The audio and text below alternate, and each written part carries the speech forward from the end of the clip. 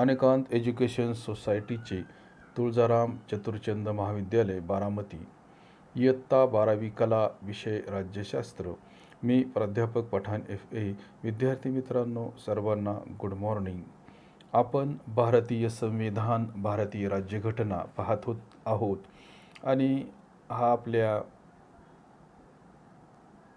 आपल्यासाठी महत्त्वाचा घटक आहे, महत्त्वाचा विषय आहे. कारण राज्यशास्त्र अभ्यासत असताना भारतीय संविधान काय आहे, भारतीय राज्यघटना काय आहे याची आपल्याला ओळख व्हावी म्हणून आपण हा घटक अभ्यासत आहोत. तर विद्यार्थी मित्रांनो, याचा अभ्यास करत असताना आधीच्या तासाला आपण यातील बरेच घटक पाहिलेले आहेत. आपण 8वा मुद्दा मूलभूत हक्क पाहत आहोत आणि मूलभूत हक्क पाहत असताना याच्यामध्ये मी तुम्हाला मूलभूत हक्कामधले जे काही मुद्दे आहेत हे मुद्दे तुम्हाला दिलेले याच्यामध्ये आपण घेतलेले नाहीत, परंतु त्याचा आपण अभ्यास करत आहोत. जसे की आपण अगोदरच्या तासाला पाहिले होते की जीविताचा हक्क व व्यक्ती स्वातंत्र्याची हमी भारतीय राज्यघटनेतील कलम नंबर 20 ते 22 नुसार देण्यात आलेली आहे. म्हणजेच प्रत्येक व्यक्तीला जीविताचा हक्क आणि व्यक्तिगत स्वातंत्र्याचा हक्क हा देण्यात आलेला आहे किंवा व्यक्तीच्या दृष्टिकोनातून हा हक्क महत्त्वाचा मानलेला आहे. म्हणजेच या हक्काचा अधिकाराचा विचार करत असताना कोणत्याही व्यक्तीला, समाजातील कोणत्याही व्यक्तीला जीविताच्या हक्कापासून वंचित ठेवले जाणार नाही आणि मानवी प्रतिष्ठेचा आदर या हक्काने केला जाणार आहे. म्हणजेच मानवाची प्रतिष्ठा, मग तो कोणीही असो, या हक्काच्या माध्यमातून एक समाजाचा घटक म्हणून प्रत्येक मानवाची जी काही प्रतिष्ठा आहे, त्याला जो काही मान सन्मान द्यायचा तो दिला जाणार आहे. आणि या हक्काचा विचार करत असताना मग समाजामध्ये जीवन जगत असताना कोणालाही चुकीच्या पद्धतीने अटक केली जाणार नाही किंवा व्यक्तीला एखाद्या गुन्ह्यासाठी जी शिक्षा केली जाईल, समजा एखाद्या व्यक्तीने गुन्हा केलाच असेल तर त्या व्यक्तीला जी शिक्षा केली जाणार आहे ती ज्यावेळी गुन्हा घडला असेल त्यावेळी अंमलात असणाऱ्या कायद्यानुसारच केली जाणार. म्हणजे एखाद्या व्यक्तीने ज्यावेळी अपराध केलेला आहे, ज्यावेळी गुन्हा घडलेला आहे त्यावेळचा कायदा काय सांगतो याचा विचार करूनच त्या व्यक्तीला शिक्षा केली जाणार आहे. आणि सर्वात महत्त्वाचे म्हणजे एका गुन्ह्यासाठी एकदा शिक्षा होईल. जर एखाद्या व्यक्तीने खरोखर गुन्हा केला असेल, खरोखर अपराध केला असेल तर त्या व्यक्तीला जी शिक्षा दिली जाणार आहे ती एकदाच दिली जाणार आहे, परत दिली जाणार नाही. त्याचप्रमाणे अटक झालेल्या व्यक्तीला, त्या व्यक्तीला अटक कशासाठी झालेली आहे याचा शोध घेण्याचा सुद्धा अधिकार राज्यघटनेच्या माध्यमातून देण्यात आलेला आहे. म्हणजेच अटकेची कारणे जाणून घेण्याचा व स्वतःचा बचाव करण्याचा अधिकार व्यक्तीला देण्यात आलेला आहे.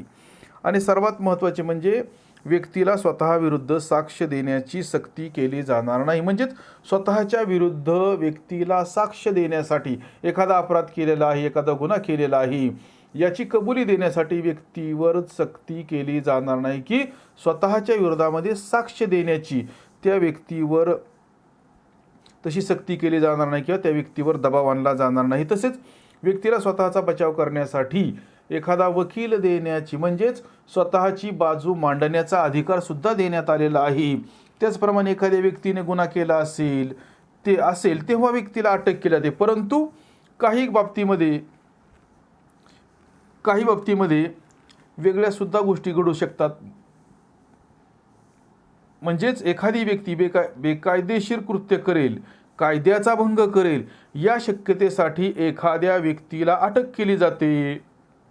म्हणजे समाजासाठी एखादी व्यक्ती जर घातक असेल तर अशा वेळेला त्यास प्रतिबंधक स्थानबद्धता, अशा वेळेला म्हणजे एखाद्या व्यक्तीकडून समाजाला धोका निर्माण होण्याची शक्यता आहे आणि अशा वेळेला ज्यावेळी व्यक्तीला अटक केली जाते त्यास प्रतिबंधक स्थानबद्धता असे म्हणतात. आणि प्रतिबंधक स्थानबद्धतेच्या कारणाने अटक झालेल्या व्यक्तीला मात्र जीविताच्या हक्काचे संरक्षण मिळू शकत नाही. म्हणजे समाजामध्ये सर्वच व्यक्ती चांगल्या आहेत असं आहे का? नाही. तर काही व्यक्ती चांगल्या असतात की ज्याचा समाजासाठी फायदा होतो. एखाद्या व्यक्तीच्या कामामुळे समाजाची प्रगती होते. म्हणजेच एखादी व्यक्ती समाज विधायक कार्य करते, परंतु काही व्यक्ती अशा असतात की समाजामध्ये विघातक कार्य करत असतात आणि त्याचा सुद्धा विचार करण्यात आलेला आहे आणि त्या व्यक्तीला 100% तशा पद्धतीचं वातावरण मिळण्यासाठी मदत होईल. म्हणजे जर चांगलं काम केलं तर चांगलंच होणार आहे आणि जर वाईट काम करण्याचा प्रयत्न केला तर त्या व्यक्तीला सुद्धा शिक्षाही होणारच आहे. त्याचप्रमाणे राज्यघटनेचा जर आपण विचार केला तर राज्यघटनेच्या कलम 21A नुसार शिक्षणाचा अधिकार हा 2009 मध्ये मूलभूत अधिकार मानण्यात आलेला आहे. RTE म्हणजे 2009 मध्ये आपल्याला शिक्षणाचा अधिकार व्यापक प्रमाणामध्ये मिळाला आणि त्यामुळे वय वर्षे 6 ते 14 वयोगटातील मुलामुलींना मोफत व सक्तीच्या शिक्षणाची तरतूद केलेली आहे. वय वर्षे 6 ते 14 वर्षे वयोगटातील मुलामुलींना सक्तीचे आणि मोफत शिक्षणाची तरतूद करण्यात आलेली आहे. अशा पद्धतीने आपल्याला जीविताचा व व्यक्ती स्वातंत्र्याची हमी कलम नंबर 20 ते 22 हा हक्क या ठिकाणी आपल्याला सांगता येणार आहे मूलभूत हक्कांच्या माध्यमातून. त्याच्यानंतर आपल्याला आणखी एक मुद्दा याच्यामध्ये सांगता येणार आहे मूलभूत हक्कांमध्ये, तो म्हणजे शोषणाविरुद्धचा हक्क कलम नंबर 23 व 24. मग शोषणाविरुद्धचा हक्क म्हणजे काय, तर भारतीय समाजाचा जर आपण विचार केला तर भारतीय समाजामध्ये पूर्वीच्या काळी काही अनिष्ट रूढी प्रथा परंपरा होत्या की ज्याच्या माध्यमातून समाजामध्ये जे काही समतेचे वातावरण होते हे समतेचे वातावरण नष्ट होण्यासाठी मदत मिळत होती. म्हणजेच त्या काळी समाजामध्ये अशा वाईट गोष्टींमुळे विषमता निर्माण होण्यासाठी मदत मिळत होती. मग भारतीय समाजाचा जर आपण विचार केला तर भारतीय समाजामध्ये पूर्वीपासून मग वेठबिगारी असेल, देवदासी असेल, अशा शोषण करणाऱ्या अनिष्ट प्रथा प्रचलित होत्या. त्यामुळे व्यक्तीची पिळवणूक होत असे. म्हणजे व्यक्तीला अशा अनिष्ट प्रथा परंपरांमुळे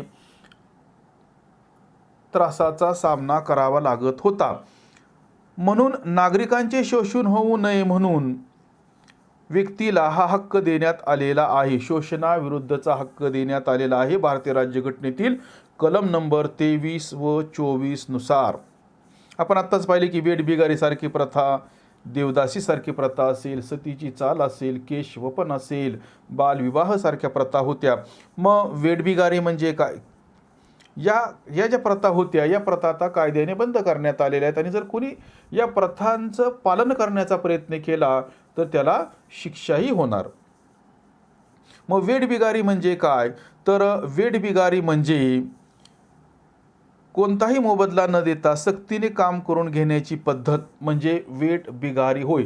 म्हणजे एखाद्या व्यक्तीला आपण काम सांगणे, एखादा मजूर असेल, एखादा कामगार असेल, एखादा व्यक्ती असेल की जो समाजाचा अविभाज्य भाग आहे, अशा व्यक्तीला कडून आपण काम करून घेणे आणि त्या व्यक्तीला कामाचा मोबदलाच न देणे म्हणजे वेठबिगार होय. वास्तविक पाहता कोणतीही व्यक्ती काम करत असताना काही आशा घेऊन काम करत असते आणि त्याच्यामुळे अशा व्यक्तीला काम केल्यानंतर त्याच्या कामाचा मोबदला हा मिळणे अपेक्षित आहे आणि तो मोबदला न देणे म्हणजे वेठबिगारी होय. परंतु आता ही पद्धत बंद करण्यात आलेली आहे.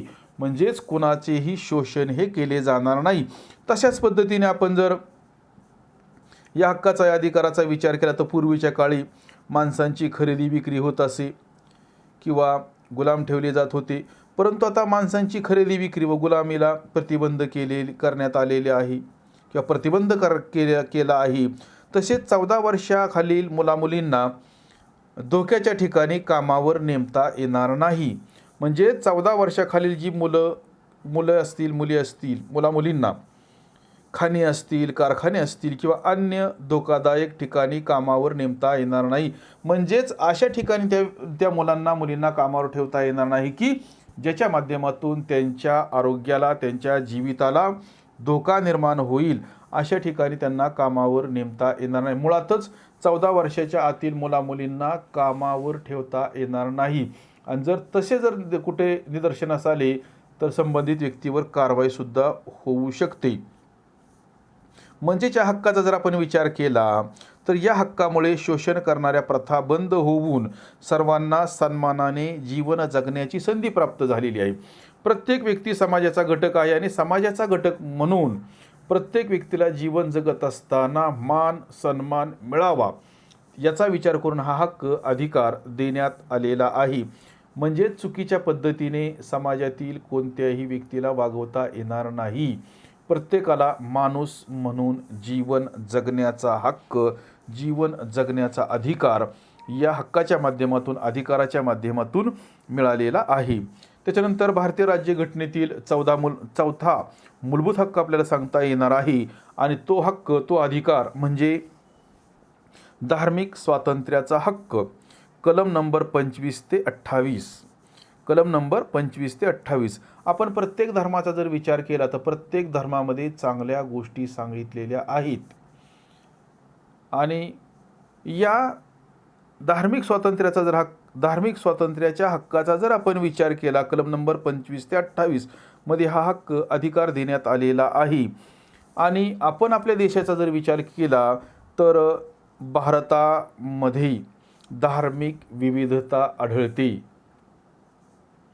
भारतामध्ये अनेक जातीचे, अनेक धर्माचे, अनेक वंशाचे, अनेक पंथाचे, अनेक भाषा बोलणारे लोक राहतात, आणि म्हणून भारतामध्ये धार्मिक विविधता आढळते. मग अशा देशामध्ये राज्याचा कोणताही विशिष्ट धर्म नाही. सर्व धर्मांना राज्य सारखीच वागणूक देणार आहे. त्याचप्रमाणे राज्य धर्माच्या आधारावर दोन व्यक्तींमध्ये भेदभावसुद्धा करणार नाही. मुळातच आपण भारतीय राज्यघटनेची जी काही आणखी वैशिष्ट्ये आहेत, या वैशिष्ट्यांचा जर आपण विचार केला तर भारताची राज्यघटना ही, किंवा भारत हे धर्मनिरपेक्ष राज्य आहे. धर्मनिरपेक्ष राज्य म्हणजे काय, तर सर्व धर्म समभाव होय, म्हणजे धर्मनिरपेक्षता होय. सर्व धर्म समभाव होय असणे म्हणजे धर्मनिरपेक्षता होय. मग अशा राज्यामध्ये राज्याचा अधिकृत असा धर्म असत नाही. राज्य कोणत्याही एका धर्माचा अंगीकार करत नाही, स्वीकार करत नाही. राज्य कोणत्याही एका धर्माला विशेष संरक्षण सुद्धा देत नाही. प्रत्येक व्यक्तीला कोणताही धर्म स्वीकारण्याचा, त्या स्वीकारलेल्या धर्माचा प्रचार आणि प्रसार करण्याचा अधिकार आपल्याला राज्यघटनेच्या माध्यमातून देण्यात आलेला आहे. म्हणजेच आपल्या इच्छेनुसार धर्माचे आचरण व प्रसार आपण करू शकतो. अर्थात आपण जर व्यक्तीच्या हक्कांचा, अधिकारांचा जर विचार केला तर आपण आधीच्या तासाला पाहिलेले आहे की व्यक्तीला व्यापक प्रमाणामध्ये मूलभूत अधिकार देण्यात आलेले आहेत, की ज्याच्या माध्यमातून व्यक्तीला स्वतःचा सर्वांगीण विकास करता येणार आहे, स्वतःचं व्यक्तिमत्व विकसित करता येणार आहे. परंतु या सगळ्या गोष्टींचा विचार करत असताना, मूलभूत हक्क देत असताना ते बंधनांसहित देण्यात आलेले आहेत. म्हणजेच कोणताही हक्क, अधिकार आपणाला व्यापक प्रमाणामध्ये देण्यात आलेला नाहीत. त्याच्यावर काही बंधने, त्याच्यावर काही मर्यादा या घातलेल्या आहेत. याचा आपल्याला विसर पडता कामा नये. म्हणजेच आपण कोणताही धर्म स्वीकारू शकतो, त्याचा प्रचार आणि प्रसार करू शकतो. राज्याचा कोणताही धर्म असणार नाही, राज्य कोणत्याही एका धर्माचा अंगीकार करणार नाही, स्वीकार करणार नाही. प्रत्येक धर्माला राज्य सारख्याच प्रकारची वागणूक देणार आहे. असे जरी असले तरी व्यक्तीचा धर्म स्वातंत्र्याचा अधिकार अमर्याद नाही. म्हणजेच याच्यावर काही बंधने ही लादण्यात आलेली आहेत. मग सरकार, कायदा आणि सुव्यवस्था असेल, आरोग्य आणि नीतिमत्तेच्या कारणासाठी या स्वातंत्र्यावर काही बंधने लादू शकते. कोणताही धर्म धार्मिक संस्था स्थापन करू शकतो व धार्मिक कार्याचा प्रसार करू शकतो, संपत्ती धारण करू शकतो, परंतु धार्मिक कारणासाठी सक्तीने कर गोळा करता येत नाही. तसेच ज्या शिक्षण संस्थांना राज्याचे आर्थिक सहकार्य मिळते अशा संस्थांमध्ये आपल्याला विशिष्ट धर्माचे शिक्षण देता येणार नाही. तसेच मात्र शासन संस्था अशा संस्थांच्या वित्तीय बाजूंचे, म्हणजेच आर्थिक बाजूंचे नियंत्रण करू शकते. म्हणजेच या ठिकाणी आपल्याला सांगता येणार आहे की धार्मिक स्वातंत्र्याचा हक्क आपल्याला देण्यात आलेला आहे, परंतु तो बंधनांसहित देण्यात आलेला आहे. म्हणजे त्याच्यावर काही बंधने आहेत, हे देखील तितकेच महत्त्वाचे आहे. मूलभूत हक्क याच्यामध्ये आपल्याला आणखीन सांगता येणार आहे पाचवा, तो म्हणजे शैक्षणिक आणि सांस्कृतिक हक्क. कलम नंबर 29 व 30 मध्ये आपल्याला शैक्षणिक व सांस्कृतिक हक्क देण्यात आलेला आहे. तर आपल्याला सांगता येईल की भारतामध्ये विविधतेमध्ये एकता आढळते. आत्ताच आपण पाहिले की भारतात धार्मिक विविधता आढळते, तरी सुद्धा एकता आहे, कारण भारत हे धर्मनिरपेक्ष राज्य आहे आणि त्याच्यामुळे आपल्याला विविधतेमध्ये एकताही पाहायला मिळते. वेगवेगळ्या समाज घटकातील लोकांचा जर आपण विचार केला तर वेगवेगळी भाषा त्यांच्या माध्यमातून बोलली जाते. म्हणजे भारत हा बहुभाषिक देश आहे. भारतामध्ये प्रत्येक राज्याची असणारी भाषा ही वेगवेगळी आहे. भारतामध्ये जेवढे घटक राज्य आहेत, जेवढे केंद्रशासित प्रदेश आहेत, या सर्वांचा जर आपण विचार केला तर प्रत्येक राज्याची असणारी भाषा ही वेगवेगळी आहे. मग महाराष्ट्र असेल, गुजरात असेल, राजस्थान असेल, कर्नाटक असेल, ओरिसा असेल, आसाम असेल, अशा राज्यांमध्ये जी भाषा बोलली जाते ती वेगवेगळ्या प्रकारची आहे. असे असून सुद्धा विविधतेमध्ये एकता साधण्यात आलेली आहे. भारताच्या वेगवेगळ्या भागांमध्ये जे सण साजरे केले जातात, उत्सव साजरे केले जातात, या सगळ्यांचा जर आपण विचार केला तर त्याच्यामध्ये सुद्धा विविधता आढळते. सण असतील, उत्सव असतील, चालीरीती यामध्ये सुद्धा आपल्याला विविधता दिसून येते. म्हणजेच प्रत्येक ठिकाणी जे सण साजरे केले जाणार आहेत ते सण त्या त्या भागातील प्रथेनुसार, परंपरेनुसार साजरे केले जाणार आहेत. म्हणून सांस्कृतिक व शिक्षणाच्या हक्कामध्ये धार्मिक आणि भाषिक अल्पसंख्याकांचा विचार हा करण्यात आलेला आहे. म्हणजेच हा हक्क, हा अधिकार देत असताना हा हक्क किंवा अधिकार देत असताना धार्मिक आणि भाषिक अल्पसंख्याकांचा विचार हा करण्यात आलेला आहे. आणि या 5व्या हक्काच्या माध्यमातून आपल्याला आणखी काही हक्क मिळालेले आहेत. फक्त आपण ते 2 मुद्द्यांच्या माध्यमातून पाहणार आहोत. म्हणजे फक्त मुद्देच पाहणार आहोत.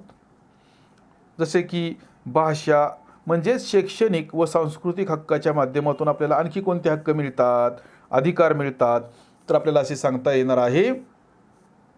भाषा असेल, लिपी असेल व संस्कृती जतन करण्याचा अधिकार. आपली भाषा, आपली लिपी व संस्कृती जतन करण्याचा अधिकार. भाषा, लिपी व संस्कृती जतन करण्याचा अधिकार. त्याच्यानंतर बघा, शैक्षणिक संस्था स्थापन करण्याचा अधिकार. आपल्याला आपल्या इच्छेनुसार शैक्षणिक, धार्मिक, आपल्याला आपल्या इच्छेनुसार शैक्षणिक संस्थांची स्थापना सुद्धा करता येणार आहे. अशा पद्धतीने आणि मूलभूत हक्कांमधील शेवटचा अधिकार आहे तो म्हणजे घटनात्मक उपाय योजना करण्याचा अधिकार. कलम नंबर आपल्याला देण्यात आलेला आहे तो 32. घटनात्मक उपाय योजना करण्याचा हक्क किंवा अधिकार आपल्याला जो देण्यात आलेला आहे तो म्हणजे भारतीय राज्यघटनेतील कलम 32 नुसार. म्हणजेच मूलभूत हक्कांचे संरक्षण या अधिकाराच्या माध्यमातून केले जाते. म्हणजेच मूलभूत हक्कांना संरक्षण देणारा हा हक्क महत्त्वाचा हक्क मानला जातो. कोणताही भारताचा नागरिक मूलभूत हक्कांचे उल्लंघन झाल्यास आपला हक्क, आपला अधिकार परत मिळवण्यासाठी कोठे जाणार आहे? जर आपला हक्क, आपला अधिकार जर कोणी हिरावून घेण्याचा प्रयत्न केला तर आपल्याला तो आपला हक्क, अधिकार परत मिळणार आहे. कारण भारताच्या राज्यघटनेने भारताच्या नागरिकांना जे मूलभूत हक्क दिलेले आहेत, या मूलभूत हक्कांना, या मूलभूत अधिकारांना न्यायालयीन संरक्षण सुद्धा देण्यात आलेले आहे. म्हणूनच एखादी व्यक्ती, एखादी संस्था, एखाद्या गटाकडून आपला हक्क, आपला अधिकार जर हिरावून घेतला तर तो आपल्याला न्यायालयाच्या माध्यमातून परत मिळवता येणार आहे. म्हणूनच कोणताही भारताचा नागरिक मूलभूत हक्कांचे जर उल्लंघन झाले तर ते हक्क, ते अधिकार परत मिळवण्यासाठी सर्वोच्च न्यायालय किंवा उच्च न्यायालयाकडे दाद मागू शकतो. आणि भारतामध्ये न्याय मिळण्याचं अंतिम ठिकाण काय आहे तर ते म्हणजे सर्वोच्च न्यायालय आहे. आणि म्हणून मूलभूत हक्कांच्या संरक्षणासाठी सर्वोच्च किंवा उच्च न्यायालयाने काढलेल्या आदेशाला रिट्स असे म्हणतात. या आदेशांना निर्देश किंवा प्राधिलेख असे सुद्धा म्हणतात. म्हणजेच आपल्याला असे सांगता येणार आहे की मूलभूत हक्कांच्या संरक्षणाची जबाबदारी, मूलभूत हक्कांच्या रक्षणाची जबाबदारी उच्च न्यायालय असेल किंवा सर्वोच्च न्यायालयावर सोपवण्यात आलेली आहे. आणि नागरिक मूलभूत हक्कांच्या रक्षणासाठी योग्य तो आदेश मिळवण्यासाठी सर्वोच्च न्यायालय किंवा उच्च न्यायालयामध्ये दाद मागू शकतो. हे देखील तितकेच महत्त्वाचे आहे. आणि उच्च न्यायालय आपल्या अधिकार क्षेत्राच्या कार्यकक्षेतच रिट्स किंवा आदेश बजावू शकते. प्रत्येक उच्च न्यायालयाची सीमारेषा हे ठरलेली आहे. प्रत्येक उच्च न्यायालयाचं कार्यक्षेत्र ठरलेलं आहे आणि त्याच्या अधीन राहून उच्च न्यायालय त्या ठिकाणी आदेश देणार आहे. आणि या सर्वांवर सर्वोच्च न्यायालयाचं नियंत्रण असणार आहे की जे दिल्ली या ठिकाणी आहे. मग सर्वोच्च अथवा उच्च न्यायालयातील न्यायाधीश काही घटकांच्या माध्यमातून व्यक्तीला त्याचा गेलेला हक्क अधिकार परत मिळवून देऊ शकतात. फॉर एक्झाम्पल, मग हे कोणते हक्क आहेत, अधिकार आहेत की जे आपल्याला मिळतात? तर आपल्याला पहिला मुद्दा सांगता येणार आहे देहोपस्थिती, त्यालाच आपण काय म्हणतो, बंदी प्रत्यक्षीकरण असेल, हा झाला पहिला मुद्दा. त्याच्यानंतर परमादेश असेल, प्रतिषेध असेल, उत्प्रेक्षण असेल, या व अशा काही घटकांच्या माध्यमातून, अधिकारांच्या माध्यमातून व्यक्ती आपला गेलेला हक्क अधिकार परत मिळवू शकते. तर विद्यार्थी मित्रांनो, आज आपण याच ठिकाणी थांबणार आहोत. राहिलेला भाग आपण नंतरच्या तासाला पाहणार आहोत.